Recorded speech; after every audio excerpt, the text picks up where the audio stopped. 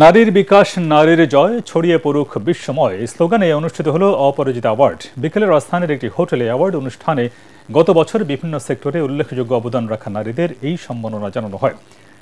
Global star communication নিবেদিত ATN বাংলায় প্রচারিত সাপ্তাহিক অনুষ্ঠান অপরাজিতা এই সম্মাননার আয়োজন করে। অনুষ্ঠানে সভাপতিত্ব করেন গ্লোবাল স্টার কমিউনিকেশনের প্রধান উপদেষ্টা, সাবেক তথ্য সচিব ও BTRC-র সাবেক চেয়ারম্যান সৈয়দ মারগুব মোর্শেদ।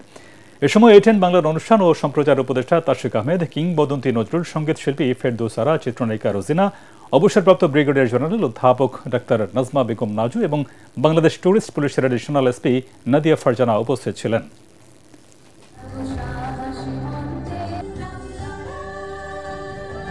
আমাদের দেশকে এগিয়ে নিয়ে যাচ্ছে আজকে নারীরা।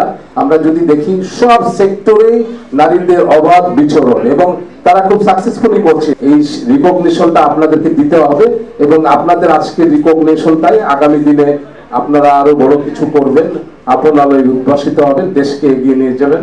আমাদের দেশটাকে সবাইকে এগিয়ে নিয়ে যেতে হবে, আমাদের দেশটাকে ভালোবাসতে হবে।